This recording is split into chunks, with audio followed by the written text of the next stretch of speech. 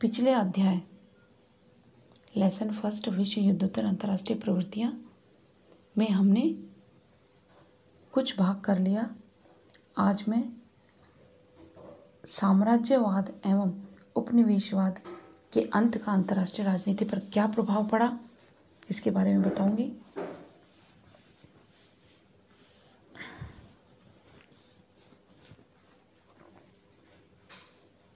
अब अंतर्राष्ट्रीय राजनीति विश्व राजनीति बन गई। यूरोप अंतर्राष्ट्रीय राजनीति का केंद्र नहीं रहा। शक्ति संघर्ष की दूरी एशिया, अफ्रीका और लैटिन अमेरिकी क्षेत्र की ओर बढ़ी। उपनिवेशवाद के अंत से यूरोपियन राज्य राजनीतिक और सैनिक दृष्टि से बड़े कमजोर पड़ गए।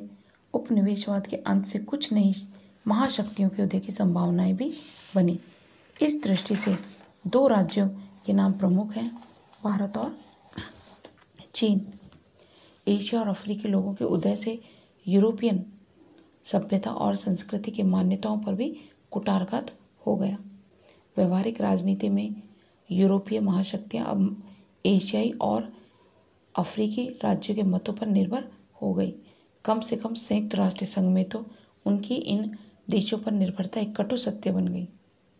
उपनिवेशवाद का अंत तो हुआ, लेकिन उस अंत के साथ ही अनेक ऐसी समस्याएं उठ खड़ी हुई जिनकी आड़ में विश्व राजनीति खेली जाती है।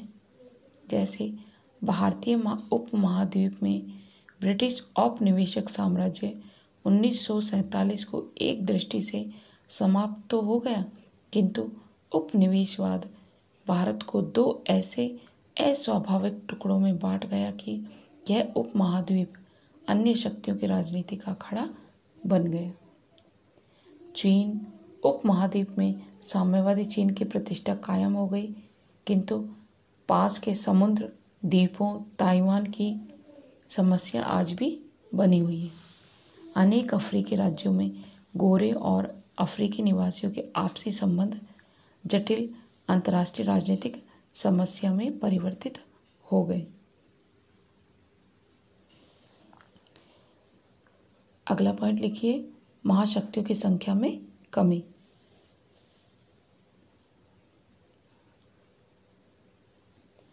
सत्रहवीं और 18वीं शताब्दी में यूरोप में अनेक छोटे बड़े राज्य थे। उदाहरण के लिए 30 वर्षीय युद्ध की समाप्ति के समय जर्मन साम्राज्य 900 राज्यों का समूह था। वेस्टफालिया की संधि जो 1842 में हुई, यह संख्या 900 से 355 कर दी गई। धीरे धीरे इन 355 राज्यों की संख्या में कमी होती चली गई। इटली के एकीकरण ने अनेक छोटे छोटे राज्यों का लोप कर दिया। राष्ट्रवाद के इस बढ़ते हुए दौर के साथ यूरोप के राजनीतिक नक्शे का जो खाका 1815 में सामने आया, उसमें 8 राज्यों को अंतर्राष्ट्रीय राजनीति के दृष्टिकोण से महाशक्तियों की संज्ञा प्राप्त हो गई। ये 8 राज्य कौन से थे देखते हैं। ऑस्ट्रिया, फ्रांस, ब्रिटेन, पुर्तगाल, रूस, प्रेशिया, स्पेन और स्वीडन।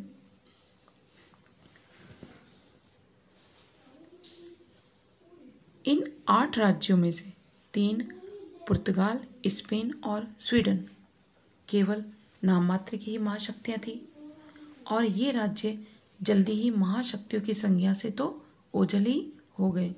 लेकिन उनके स्थान पर 3 दूसरी महाशक्तियों का उदय स्वीकार कर लिया गया। 1860 के बाद इटली, संयुक्त राज्य अमेरिका और जापान को महाशक्ति स्वीकार कर लिया गया। प्रथम महायुद्ध के शुरू में इस प्रकार 8 महाशक्तियां थीं। युद्ध ने ऑस्ट्रिया और प्रशा को तो समाप्त कर दिया। 2 महाशक्ति जापान और अमेरिका यूरोप के बाहर थी। पुर्तगाल भी साधारण शक्ति की सीमा में प्रवेश कर रहा था। इटली ने पेरिस शांति सम्मेलन के दौरान कटु अनुभव किया कि उसे ब्रिटेन और फ्रांस महाशक्ति स्वीकार करने के लिए उद्यत नहीं है। रूस सोवियत संघ के रूप में संगठित होने के प्रयत्न में व्यस्त था, लेकिन अभी दूसरे राष्ट्र उसे महाशक्ति स्वीकार करने को तैयार नहीं थे। ऐसे में ब्रिटेन और फ्रांस ही अपने आप को यूरोपियन शक्ति समझने लगे। 1930 के दशक में तो यूरोप में केवल 5 महाशक्तियाँ थीं: ब्रिटेन, फ्रांस, इटली, जर्मनी और सोवियत संघ। और 2 गैर यूरोपीय महाशक्तियाँ थीं, जापान और अमेरिका। दूसरे महायुद्ध के अंत में महाशक्ति की परिभाषा और संख्या दोनों पर ही प्रभाव पड़ा, जिसका मूल कारण विज्ञान और तकनीकी ज्ञान की वृद्धि थी। दूसरे महायुद्ध की पश्चिमों में केवल 2 विशिष्ट महाशक्तियों का जन्म हुआ। विश्व की राजनीति द्विध्रुवीय हो गई। उसका एक ध्रुव पश्चिमी गुट का नेता संयुक्त राज्य अमेरिका, दूसरा ध्रुव साम्यवादी गुट का नेता सोवियत संघ था। अमेरिका ने लोकतंत्र का रक्षक और सोवियत रूस ने साम्यवाद का अग्रदूत होने का दावा किया। नेक्स्ट पॉइंट, द्विध्रुवीयता से बहुकेंद्रवाद की ओर। पिछले कुछ वर्षों में अंतर्राष्ट्रीय जगत द्विध्रुवीय से शनै शनै बहुकेंद्रवाद की ओर अग्रसर हो रहा है। 1964 में अणुबम और सन 1967 में हाइड्रोजन बम का निर्माण करके साम्यवादी चीन विश्व नेतृत्व के लिए सोवियत रूस और अमेरिका का प्रतिद्वंदी बन गया। सन 1970 तक इन तीनों देशों के संबंध में अंतर्राष्ट्रीय राजनीति में एक ऐसे विशाल त्रिकोण का जन्म होने लगा जो 19वीं शताब्दी के शक्ति संतुलन की व्यवस्था पर आधारित रहा, जिसने विश्व राजनीति का स्मरण कराया। एक ही विचारधारा साम्यवाद के समर्थक होने के बावजूद सोवियत संघ तथा चीन मित्र नहीं थे, तथा विरोधी विचारधाराओं में विश्वास के बावजूद अमेरिका और सोवियत संघ और चीन और अमेरिका एक दूसरे के निकट आने लगे। अनेक विद्वानों का मत है कि अंतर्राष्ट्रीय राजनीति अब 2 ध्रुवों पर आधारित नहीं रही, वरन विश्व में शक्ति के अनेक केंद्र स्पष्ट रूप से प्रकट हो गए। एशिया में भारत, चीन और जापान नए शक्ति केंद्र हुए, जो विश्व के शक्ति संतुलन को किसी और भी मोड़ने में सक्षम है। मध्य पूर्व में तेल उत्पादक देश, यूरोप में फ्रांस और जर्मनी के शक्ति केंद्र, जिनकी उपेक्षा करना भूल होगी।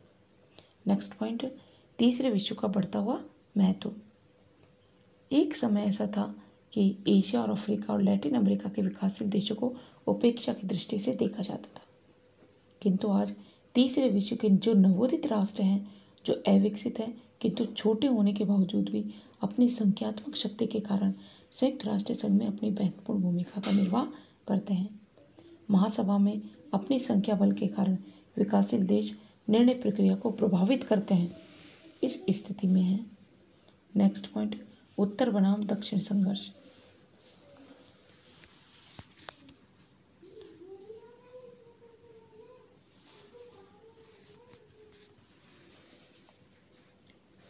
आज विश्व में उत्तर बनाम दक्षिण का संघर्ष शुरू हो चुका है। यदि उत्तरी ध्रुव को केंद्र मान ले तो केंद्र के निकटतम प्रदेश समृद्ध औद्योगिक राष्ट्र हैं और परिस्थितियाँ प्रदेश औद्योगिक दृष्टि से पिछड़े राष्ट्र हैं। केंद्रीय अथवा पृथ्वी के उत्तरी अर्ध भाग के देशों का दक्षिणी अर्ध भाग के देशों पर आर्थिक प्रभाव है। आर्थिक शोषण का यह नया संघर्ष उत्तर दक्षिण संघर्ष है। नेक्स्ट पॉइंट, संयुक्त राष्ट्र बढ़ता हुआ परिवार। 1945 में संयुक्त राष्ट्र संघ के सदस्यों की संख्या 51 थी, जो आज यह संख्या 193 हो गई है। आज न केवल संयुक्त राष्ट्र की सदस्य संख्या में वृद्धि हुई है, वरन अंतर्राष्ट्रीय राजनीति में उसकी सक्रियता भी बढ़ी है। बच्चों, आज बस इतना ही। आप इसके प्रश्न नोट कर लीजिए।